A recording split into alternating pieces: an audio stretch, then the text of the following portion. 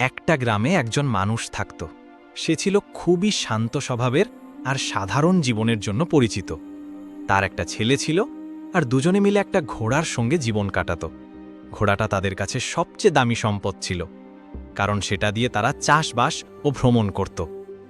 একদিন ছেলেটা ঘোড়াটাকে জঙ্গলে চড়াতে নিয়ে যায়, কিন্তু তার অমনোযোগিতার কারণে ঘোড়াটা কোথাও হারিয়ে যায়। অনেক খোঁজাখুঁজি করেও ছেলেটা ঘোড়াটাকে খুঁজে পায় না। সন্ধ্যায় সে ক্লান্ত হয়ে বাবার কাছে ফিরে আসে আর সব কিছু বলে। তার বাবা একটুখানি হেসে শুধু বলেন, যা ঘটে ভালোর জন্যই ঘটে। তখন গ্রামবাসীরাও সেখানে ছিল। তারা এসব শুনে বলে, তুমি এসব কি বলছো? তোমাদের তো ওই একটাই ঘোড়া ছিল আর সেটাও হারিয়ে গেল, তবুও তুমি বলছো ভালো হয়েছে। কয়েকদিন পর হঠাৎ সেই বাড়ির সামনে ঘোড়ার ডাক শোনা যায়। ছেলেটা বাইরে গিয়ে দেখে 5টা ঘোড়া দাঁড়িয়ে আছে আর তাদের পুরনো ঘোড়াটাও তাদের সঙ্গে। এটা দেখে ছেলেটা খুব খুশি হয় ও বাবাকে জানায়। গ্রামবাসীরা দেখে অবাক হয় এবং বলে, তুমি তো খুব সৌভাগ্যবান, আগে ছিল একটা, এখন তোমার 5টা ঘোড়া। কিন্তু সেই মানুষটা আবারও হেসে শুধু বলে, যা ঘটে ভালোর জন্যই ঘটে।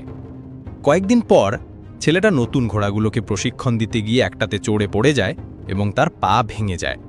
তখন গ্রামবাসীরা এসে বলে, এবার তো সত্যিই দুঃখজনক ঘটনা ঘটেছে, এখন তোমার ছেলে আর কখনো হাঁটতে পারবে না।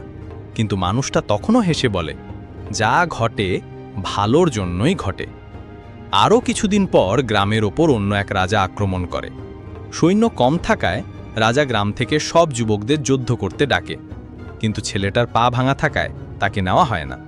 তখন গ্রামবাসীরা এসে বলে, তুমি তো সত্যিই ভাগ্যবান, আমাদের ছেলেরা যুদ্ধের ময়দানে চলে গেছে, জানি না কে ফিরে আসবে আর কে নয়, কিন্তু তোমার ছেলে রয়ে গেছে, সেই পা ভাঙা তোমার জন্য আশীর্বাদ হয়ে দাঁড়িয়েছে।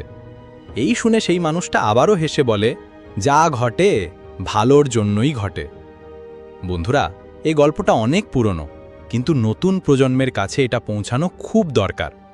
কারণ জীবনে যা কিছু ঘটে, ভালো হোক বা খারাপ, সবই একটা ভালো উদ্দেশ্যে ঘটে। হয়তো তখন খারাপ লাগে, কিন্তু কিছু সময় পর আমরা নিজেরাই বলি ভালোই হয়েছে। আমরা অনেক সময় সামান্য সমস্যায় ভেঙে পড়ি, যেন সব কিছু শেষ, কিন্তু আমাদের দরকার শুধু একটু ধৈর্য। কারণ যখন কষ্ট নতুন থাকে তখন তীব্রভাবে টের পাই, কিন্তু সময় গেলে সেটা ফিকে হয়ে যায়। আর তখন বুঝি ওই খারাপ সময়টা না এলে আজ আমরা এখানে পৌঁছাতে পারতাম না। তাই যদি এই গল্পটা ভালো লেগে থাকে তাহলে ভিডিওটিকে লাইক করুন, যাতে আরও মানুষের কাছেই শিক্ষা পৌঁছায়। আর এমন আরও অনুপ্রেরণামূলক গল্প পেতে হলে আমাদের চ্যানেলটি সাবস্ক্রাইব করুন। দেখা হবে আবার এমনই একটা গল্প নিয়ে।